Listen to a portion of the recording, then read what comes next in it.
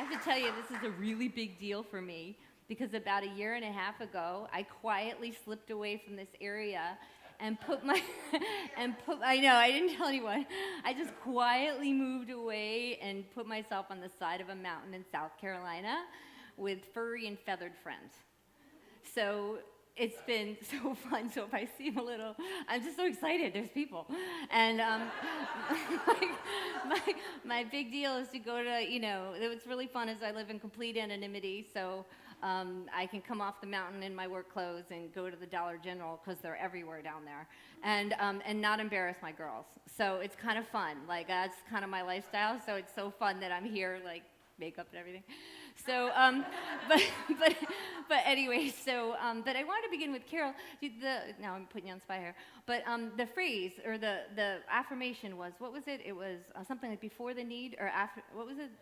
Oh shoot! I didn't want to put it on. But yeah. I begin in faith, right? Something like move the need aside and start with faith, right? And that's kind of, and I just love that. I just love that. And we're going to talk about today, where are we in the nervous system when we feel faith? Because so many times God can seem miles away, right? And that's what the dark night of the soul is, right? Is when you're going through your toughest stuff and you're like, where is God? Right? Like, why is this going on? Right? I hear a sigh, right? We all know it, okay? So the idea of being able to know that God's there even in your toughest times. So I kind of got introduced to a little bit to this kind of work. I was trained in biofeedback, and in the beginning years, I would see people, I'd have people commit to 3 sessions. And the first session, they'd come in, and we would be talking about physical ailments, like, being able to go to sleep at night, sleep hygiene, lowering blood pressure, reducing pain. And I'd have people commit to sessions, right? And then they'd go home and practice. And then by the 3rd session, the conversations would totally change. And they would be like, I'm starting to revisit my childhood religion. And does God exist? And, I felt as though maybe there was an angel when I was meditating. And so I just noticed this over time, right? That when people kind of went through the nervous system, that it was just very natural that all of a sudden they'd start asking bigger questions at the end. So what is that, right? And can we train ourselves, condition ourselves to be able to stay that close, right? And so I think of it as a process of kind of like an athlete or a musician, right? A musician, you have to practice for years and years, and years and years and years before you get it into your fingers, right? And an athlete has to go to the gym over and over and over again, but then their body's conditioned to be able to hold that. That's my metaphor for me and God and my nervous system. And so today, what I want to do is share with you some basic, what I call nervous system hacks, right? A hack is something that like you kind of hack into something so you get a better result faster. That I want you to know where you want to go in your nervous system, how to get there, and we're going to teach you about the oneness state, right? And then eventually in the afternoon, we'll talk about oneness and grace. And the Course in Miracles talks about how when grace isn't happening, something's off. And I really feel like grace is this place in the nervous system, and we're going to talk about it. So, okay, do you have slides by any chance? Somewhere? Oh, good. Can I send you my new ones? Good, because my new ones are better. So, all right. Well, I'll just... okay, so here's the deal. Okay. I know, right? Okay, so first slide. All right. So here's the deal. So you have this nervous system, right? And I want you to start thinking about your nervous system as an app. Right? So you press, right? You go to your phone, you press an app, and you know that you're going to get the result you want, right? So today we're going to talk about how your nervous system is hardwired so that you can kind of navigate. You can use this app of your nervous system.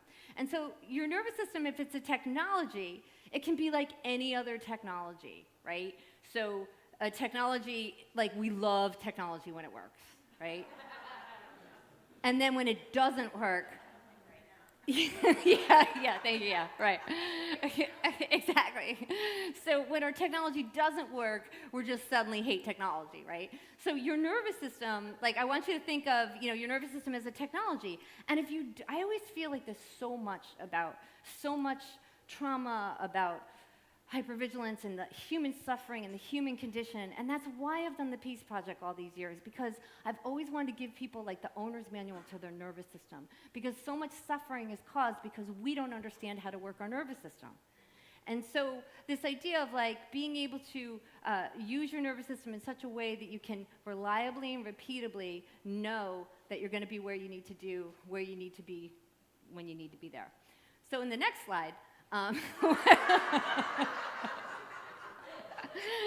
I show the nervous system, kind of like the hardwiring in the nervous system, and it looks like an app. It looks like a hardwiring, and we've all heard of the fight or flight response, right?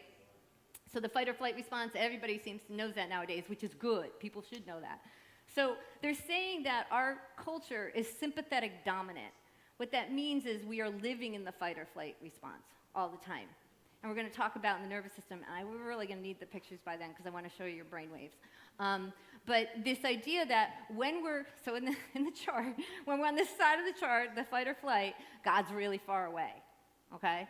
And then when we go over here to the rest and repair response, right, the parasympathetic nervous system, that's when the body can start healing, and that's when we start shutting up and we start letting in God, okay?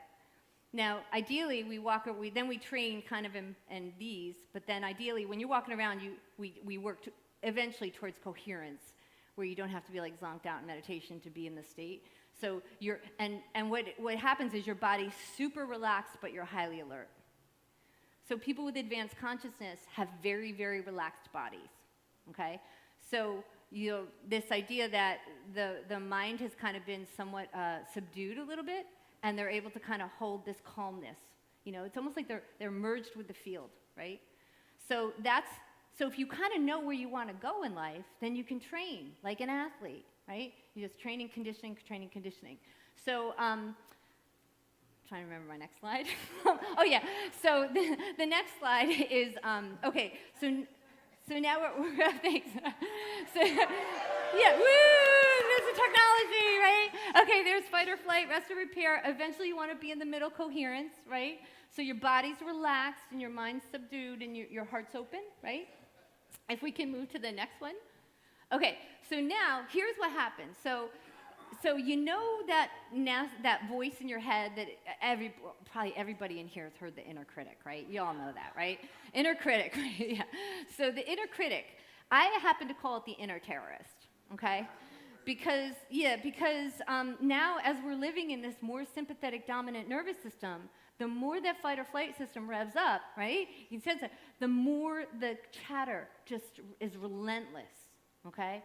And this is why substance abuse is so rampant, because they're trying to shut this up, okay?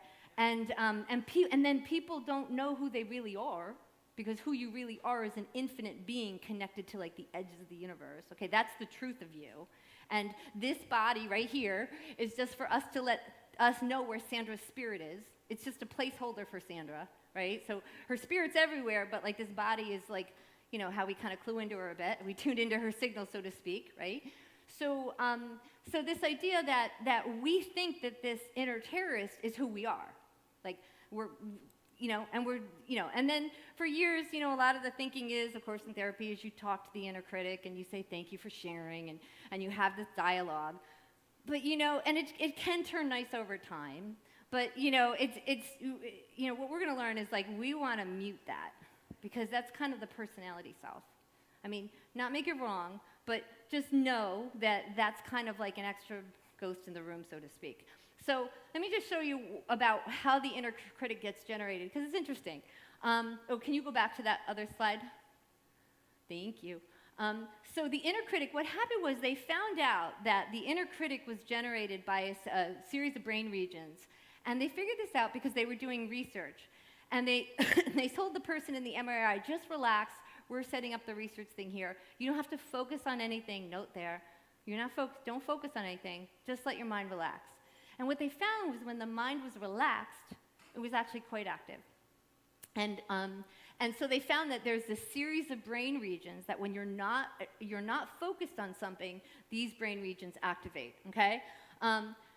So when we're not focused on a cat, and then you start chattering up a storm, talking about everything, da, da, da, da, you know? Like if you really listen to yourself, one day I was listening to myself, you know, narrate how I was pulling out of the driveway, and I was like, Bethany, shut up, right? Like, stupid, right? If you really start listening to it, it's just silliness, right?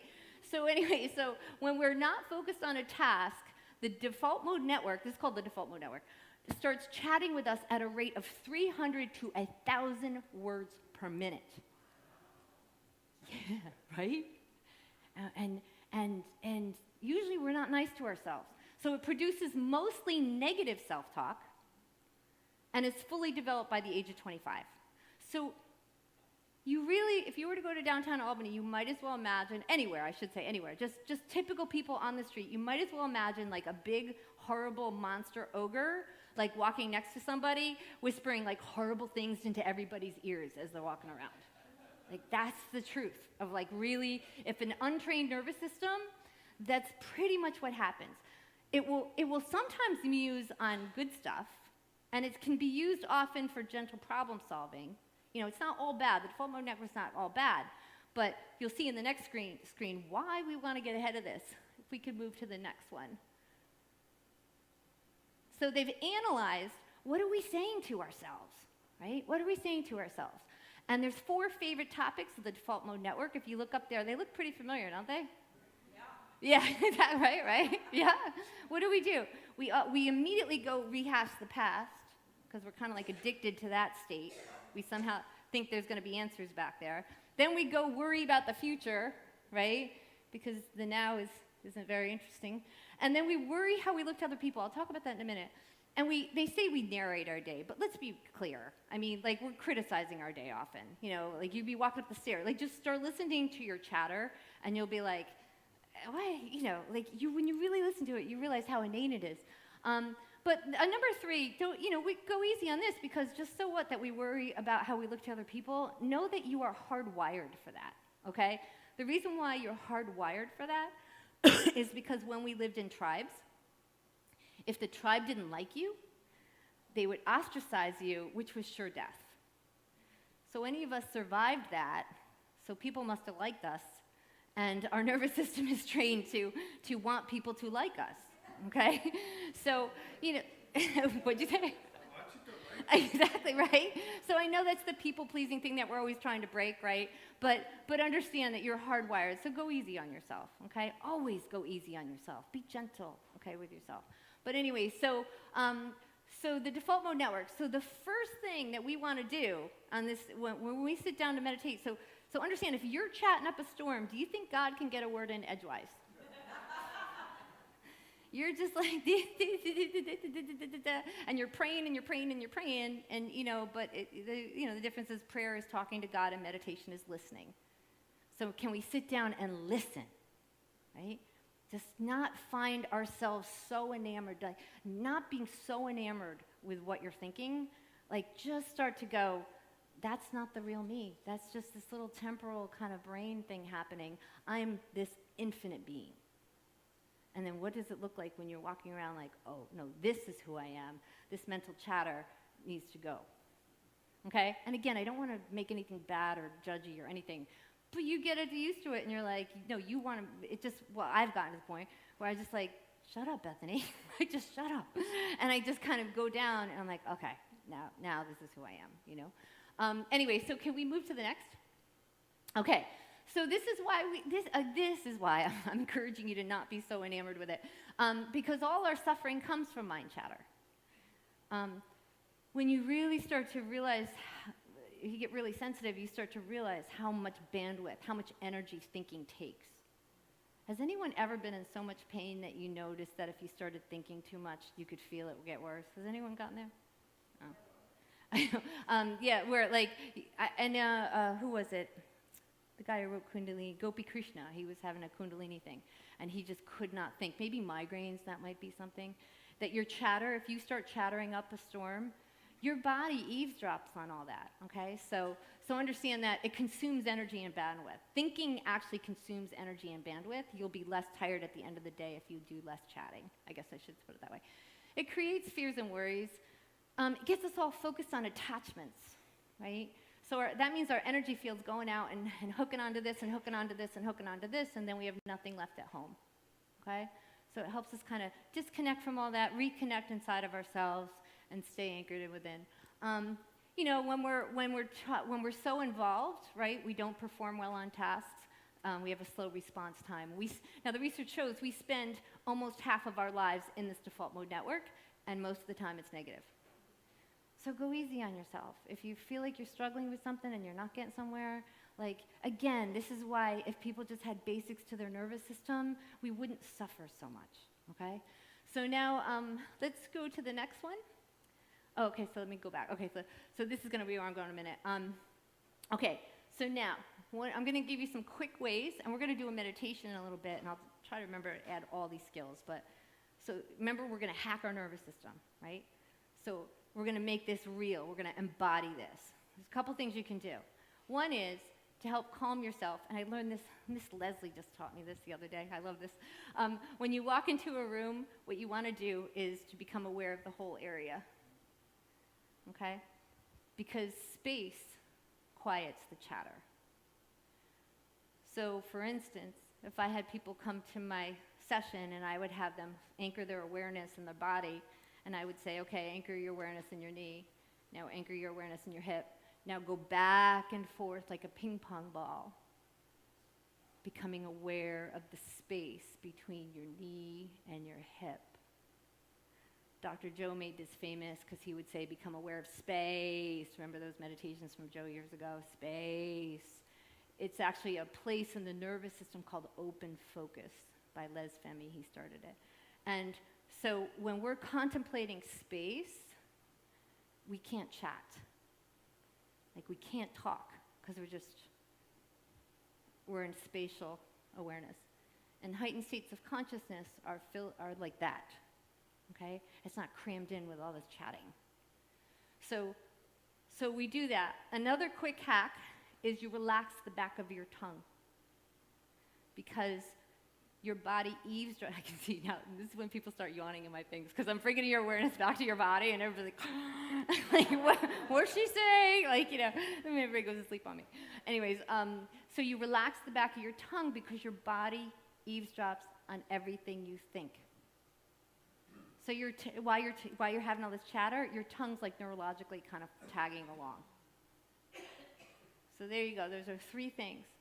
So one, you want to know to reduce the chatter because you can't. You're not going to feel God with the chatter.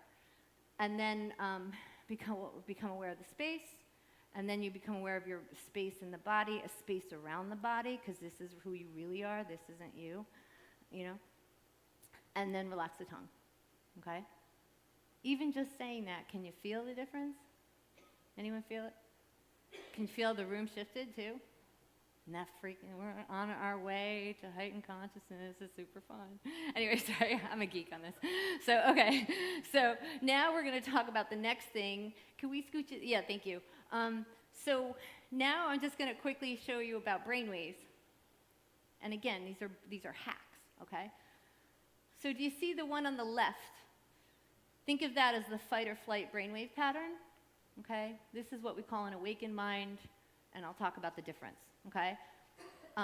There wouldn't be any lasers, would there? No. But, okay. So if you look, it goes purple to green to yellow to orange.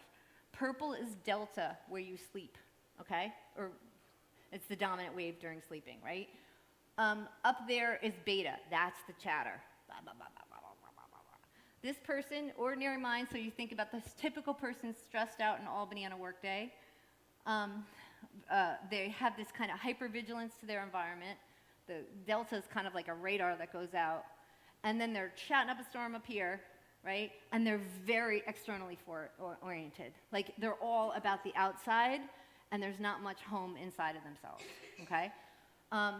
The thing is, this is the anxiety epidemic. And think about it, we've had a generation of kids that have spent their whole lives, literally, because they were handed a cell phone in the car seat with their consciousness outside of their body in their phone. And then everybody's wondering why everybody's so anxious, and why everybody has high anxiety, because their nervous system has been trained to be like out of the body and, right, and hypervigilant and da-da-da-da, right? So, okay, so this is not too hard to get to, this happy mind, actually, especially for you all because you've been doing meditation. We're going to add the space stuff, and then we're going to add some of this to get you to see that green line. That's alpha. That's called your alpha bridge. What that does is when you have an alpha bridge going, you're able to keep some of your awareness inside of yourself and some of your awareness outside of yourself. So you're able to kind of toggle. So I would kind of bring my awareness to myself, to Sandy, to maybe an idea, to myself, to Sandy, to an idea. Like, it's fluid, right? I'm able to kind of like dance and bob and weave, right? Kind of like a tennis person who had a racket and could be left, forehand or backhand, right? So you're not like this narrow-focused, here. You're feeling spacious, and so you have this alpha bridge. And so it's this idea, and that's why if you're a counselor like Di, right? So that's what you're doing when you're working with clients. A lot of these counselors is they're trained to kind of like hold something here, right, as they're working with their client, and they can kind of like go back and forth. So it's more natural for them, those kind of skills. But the way here's the hack on how you get an alpha bridge. Really easy. First of all, you just close your eyes, and already that increases alpha. Then the second thing you do is bring your awareness to your heart, because the heart creates that alpha bridge. And now what's happened? Now you've become anchored inside of yourself, balancing heaven and earth, and you're aware, but you're not attached so much. So now we're starting to get calibrated to the divine, right? Can you move to, I can see many of you are going there. We can keep going. And I just want to show you that heightened consciousness is not mysterious. It's not something that, nowadays, it's not mysterious because it's just a brainwave changing of patterns. So I could probably take you pretty here to the awakened mind, pretty not, with all of you, because you've been training, probably pretty good. And then what happens is there's this disciplining of the chatter, right? And the alpha bridge starts to get really big, right? Then gamma, some people have a lot of gamma. That's a gamma thing. And eventually you get into this wholeness. And your delta is pulled in, your high gamma is pulled in, and you're just feeling this fullness and this wholeness. And by the way, if you want to make that thing, you can go, if you were hooked up to the EEG, you think of a circle, and it will actually become a circle. So that's also maybe another little handle into, you wouldn't want to think of it as a confined circle, more like a diffuse, but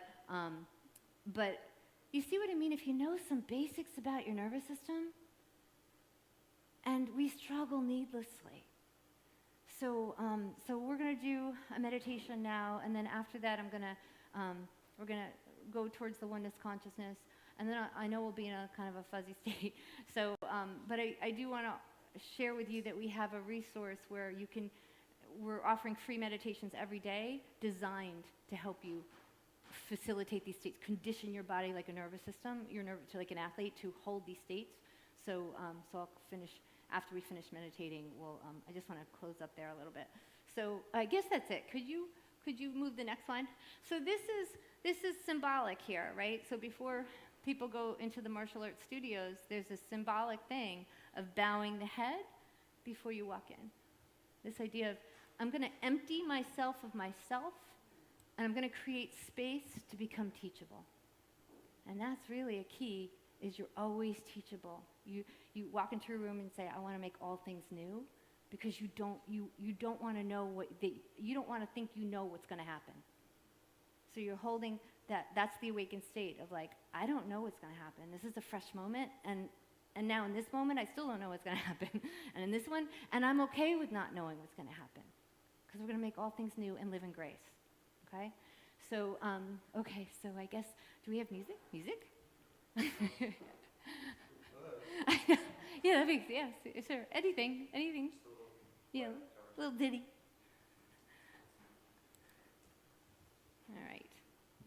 Where do I go? I guess I go here. Yeah, that'd be super. That'd be great. Music helps too. Alpha facilitates alpha. All right, so just taking a moment here and allowing yourself to bring your awareness in the body, bringing your awareness to your breath. And invite the breath deep into the body. And become curious. Become curious on how the body accommodates the breath.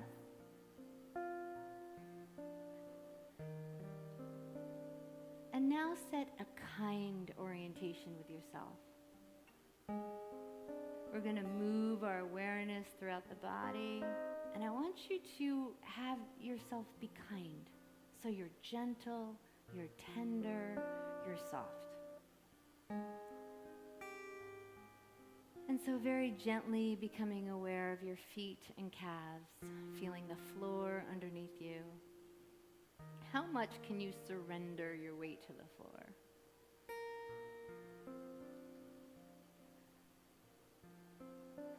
And then becoming aware of your thighs and hips and feeling the chair underneath you, maybe your back up against the seat.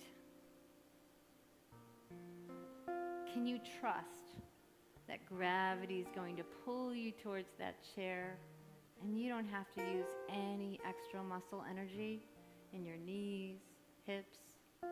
Just surrender. Allowing yourself to feel held, being in trust.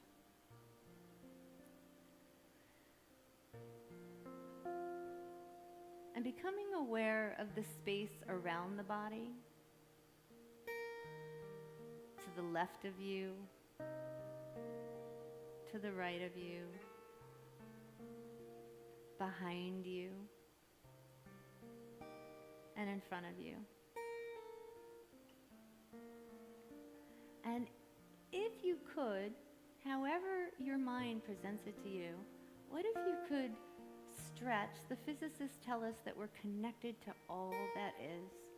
So could you feel the edges of the cosmos, the universe?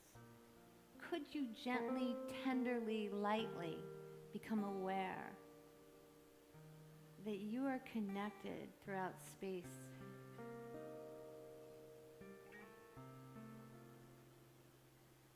Noticing how your body may shift a little bit when you do that.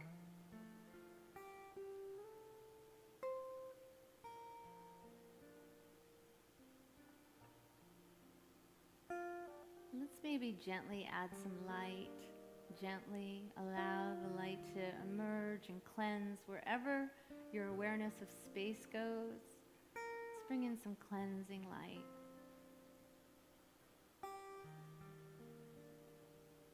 Bringing your awareness to your breathing as you also stay in the body and out of the body at the same time.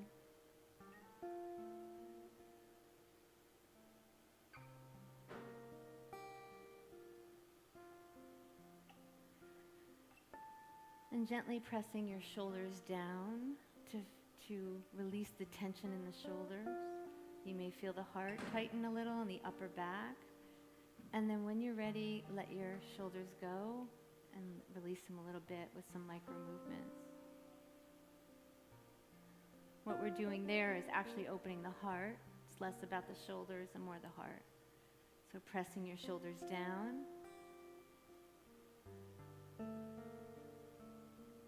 And then release and let go.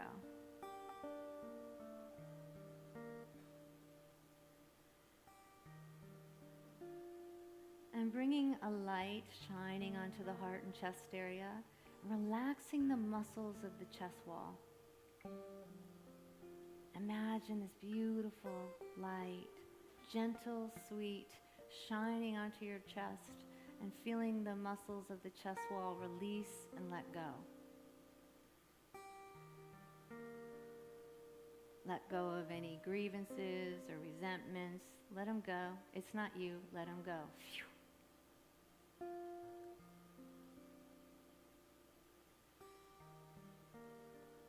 And can you move into the space in front of the heart, about 6 inches or so?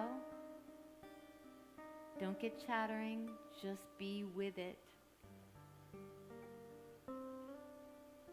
If you feel your curiosity drawn to a density, move your sweet love into it, be gentle with it. Invite it to dissolve into the light. Let it go. It's not you, let it go.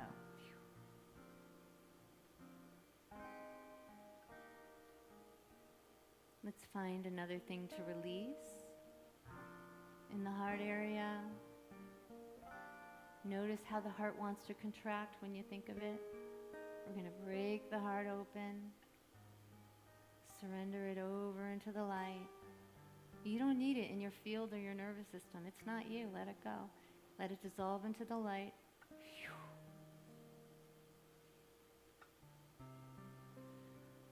So we've kind of weeded the garden of our heart. So now we're going to bring in light, like sunlight, right? And now we're going to water it with good feelings. So bring to mind something or someone that's easy to love. It could be an activity like gardening. Feel how your heart blossoms. Allow yourself to tolerate feeling good. Don't talk about it, just be good, feel good.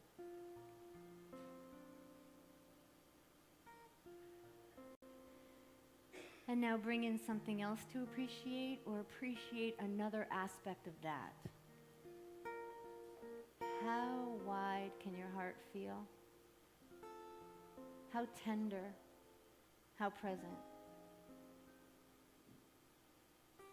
Moving into greater appreciation. Relaxing the whole body as you do this. Relax.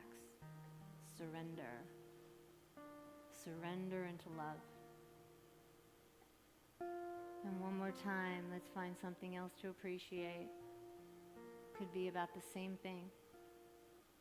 Be teachable. What appears to you, not because you thought about it, but because it was presented to you. And take a moment and gently merge with that, but in the softest, gentlest way, without the clutching. That's gentle, gentle. And how wide and expansive can your heart feel? 360 degrees in space.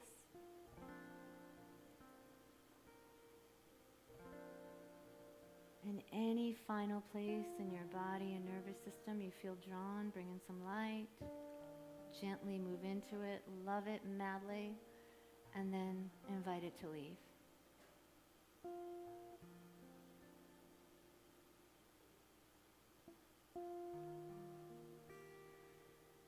So now really we could go on and on and on, because love is infinite. We are the ones who stop it. Can we learn to tolerate enduring the state of love and bliss, of beauty and love?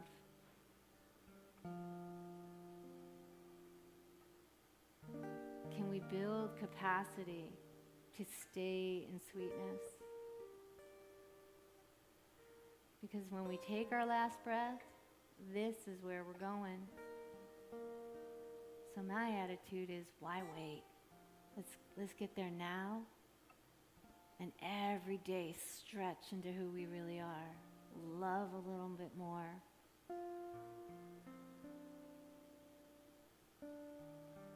And again, this is more where grace starts happening.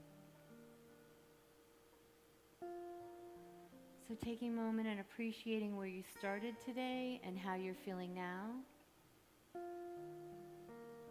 And honoring that you got to this space because you took the journey. And now you have some skills. This is not some airy-fairy space, and some nebulous bliss is not just something, this is a reliable path in the nervous system.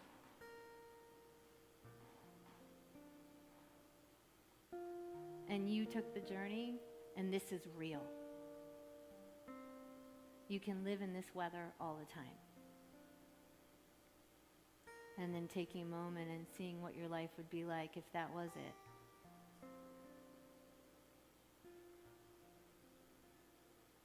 Seeing the different choices you would make. Seeing the different conversations you would have.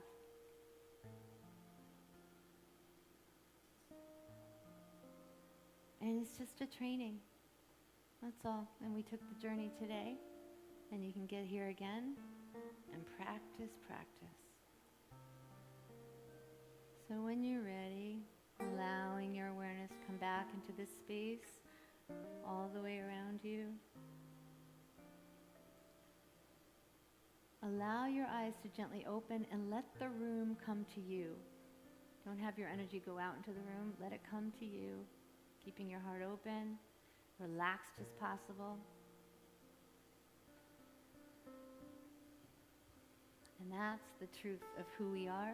And this is where God is so sweet and so sublime. And it just gets better and better. You know, in my book, I quote Brother Lawrence. He was a monk who was... He was a monk in the 16th century, a Franciscan monk, is that right? And he had suffered something in the war, and he felt like he was a klutz. And he ended up at a monastery. And he noticed how different he felt in the sanctuary compared to when he was doing his tasks. And he was like, I want how I feel in that sanctuary in the kitchen. And so every utensil he picked up, he would dedicate to God. Every dish he cleaned, he would dedicate to God. Everything he touched, and he trained himself. And within 10 years, there's a place in the nervous system where you kind of never go back. And then for 30 years on top of that, he just got like wildly happy. Peace Pilgrim did the same thing. Who's the third person? I have Lester Levinson in my book, right? This is the truth of who we are. Good feelings are infinite, and no one's taught us that. So this is the fun that we have. Can we close? So I just wanted you to know, because I'm passionate about people knowing about their nervous system. We started something called the Legion of Light, which is every day we're doing meditations. I need meditation donations, Dottie. Hint, Ginger, like Morg. Oh my God, that's part of the reason why it motivated me to come up here. I was like, I could ask those guys to do Legion of Light meditations.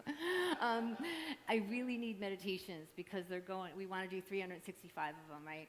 And there's the same protocol that we used to use for the Peace Project, okay? And again, it's a 20-minute protocol, and it's kind of followed what we just did, very similar. So you're taking your subtle energy to the gym every day, okay? You're going to stretch your field out every day, open your heart a little bit more every day, stretch your energy field out every day. And then we're sending intentions to the globe in the Legion of Light to expand the field. And then we stop and we'll do a city, and we'll stop and do a city, and we'll stop and do a city. So we just finished Louisville. Just to let you know, if you haven't known, we have Dr. Reinhold has measured reductions in violence in 3 U.S. cities. So our Peace Project is showing the results that we wanted. We just finished Louisville, yeah. We just finished Louisville, and other cities are wanting to come on board. We're desperate for funding because it's a full-time job, and I'm like, I don't know how we're going to do it, but I'm praying like crazy. So, anyway, so okay, so I guess that's it. Can you check one last slide if I have anything else after this? Oh, this is how you can sign up. It's at numinusonline.org. See that big yellow box? That's where you sign up.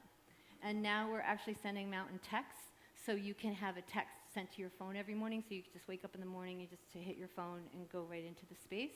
And I think that's, is that the last slide or no? Okay, all right, thank you. Thank you.